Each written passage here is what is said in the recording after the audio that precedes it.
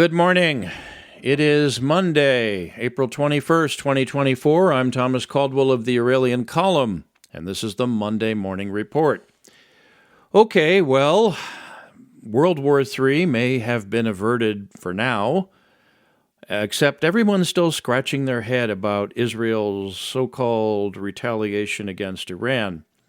Now, to be fair, there's plenty of propaganda that comes from both sides of the conflict in that part of the world, which is the U.S. and Israel versus everyone else, especially Iran and the Palestinians. Now, what are we seeing here that may or may not have happened? Well, first off, anyone who says they know exactly what happened or they have sources in the intelligence world that are going to tell them that's probably not true. I saw a lot of so-called intelligence reports after the Baltimore Bridge went down, and I don't believe any of those were true. I think that was just a very unfortunate accident. But then again, we live in times where everyone thinks that cockroaches all have marching orders. But let's go back to reality here. Israel did do something, or tried to do something. There were a few small drones that apparently did get into Iran that may or may not have been launched from within Iran. There were also a few reports that were out that I don't see where they were possibly verified that there were mid-air refueling planes in the air over Jordan and possibly Syria that were waiting for planes that never showed up, possibly going to or from Israel. The other thing that I found interesting is all the mainstream American media outlets immediately jumped on this as a major retaliatory attack, had plenty of graphics that were thrown up, and then again, the Iranians were saying nothing's happening, and did show a lot of video of these so-called targets. So, I hate to say this, but your guess is as good as mine. But here I have a theory. Mr. Netanyahu and his government or regime is about as popular with the Israelis as it is with just about everybody else in the Middle East. There's been quite a few demonstrations in Tel Aviv and other parts of Israel of what appears to be many, many, many thousands, if not tens of thousands of people who want to see the guy go. What we could see is a coup in progress, which is not necessarily likely, although many people would find desirable. It could also have been somebody ran interference on what could have been a real nasty intended strike on Iran. It may have been much more damaging than the Iranians are letting on, but it was not as overwhelming as may have been planned. Somebody might have decided to trip things up and cool things down. That could have been some U.S. operation. There are some reports that it could have been the Israeli Mossad that went into Iran and launched some drones to set things off. Someday we may find out what has happened. But in the meantime, it's back to business as normal. Israel is now continuing to bomb and shell Gaza, and there are targets being hit in Syria that have the backing of Iran. This could explode into World War III, but it seems for now that we do have a bit of a reprieve.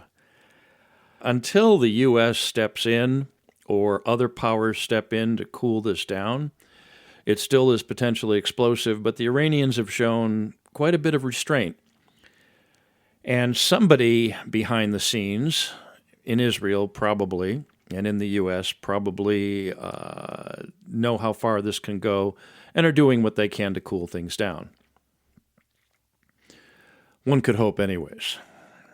Now, in relation to that, we do have what Congress has done is passed many billions of dollars to go supposedly to help Ukraine, Israel, and Taiwan in their defense against their relative foes. Most of this money, folks, is going to go to the American military-industrial complex to build weapons and missiles and restock our own supplies, etc. Ukraine is done. It's not going to get anywhere. A lot of that money that has been sent that the U.S. didn't have, the American taxpayers didn't have, but the Chinese did, so the U.S. borrowed it from China to give it to Ukraine. That's going to end up in bank accounts elsewhere or In other rather depressing places, I think that the powers that be in Congress and in the U.S. government have demonstrated nothing but total contempt for the people they're supposed to be protecting and representing. Whether it be the border, which is wide open, or helping all these corrupt regimes with billions of dollars that they don't have and weapons that just make things worse, there's really not much more to say. It's all self-evident. Speaking of the powers that be, the Trump trial is now underway in New York City, which is all political, and everybody with a few brain cells to rub together knows that. The man's being targeted, and everything in the power of the establishment, the deep state, the elite, whatever you want to call it, is being done to keep the guy from ever entering office again. I've been predicting this for a very long time, and I'm still sticking by it. They're going to do everything they can to keep the guy out of office.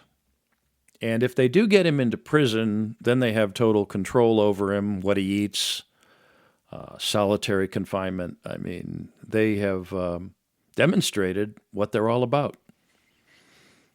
And if they're going to do this to a former president because he took it on himself to be a populist and put the U.S. first, imagine what they're going to do to the other people. Oh, you don't have to. It's been going on for a while. So I wish I had more upbeat news this week, but it's looking like 2024 is a harder year than a lot of us were anticipating. At least there's not a third world war going on right now yet. Now, another thing I'd like to point out that the mainstream media, and I'm sorry to say an awful lot of the alternative media, is making a big thing about, and that is Boeing. Boeing aircraft.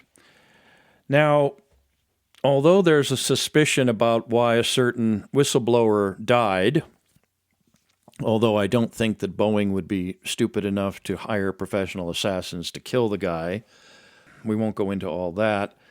Boeing aircraft have been around for a very long time, and although there are a lot of problems with recent aircraft and certain diversity policies where people get jobs because of ethnicity or their sex or their sexual preference as opposed to being good at their job, Boeing aircraft have been around for decades and decades and decades. And they're pretty reliable, the older ones especially. So every time I look on various news sources, if there's a wheel that's had a problem or a door that's had a problem, there was one case where a plane had to run some maintenance on its power units and things. I mean, they're doing what they can to keep people scared of flying. The reality is most of these planes are damn good, and they were made decades ago in some cases. So don't believe everything you're seeing. If planes have problems all the time, and they always have. They wear out, windows have to be replaced. There was a case of a window popping out of a British airliner some years ago, and the captain was trapped halfway out the window until it landed. He survived. But planes do have issues, they have problems, they do go down sometimes, but for the most part, they're pretty safe. So don't believe everything you're being told. Look for the reason why some of these stories are being reported to you. Look for the motivation. There's the old saying, it's not what you believe, it's why you believe it. But it's not also what stories you're watching, it's why you're watching them that you got to consider. Anyways, that's it for this week. If you like what you hear, please subscribe and pass on to others. Consider a paid subscription or a donation. For feedback, I can be reached at feedback@aureliancolumn.com. Always willing to hear some news from people or ideas for news stories. Feedback@aureliancolumn.com. I'm also up on Twitter or X or whatever it's called these days, and I'm there at MICCAMPEN, MICCAMPEN. Anyways, until next time, be good, be safe, be vigilant, and good day.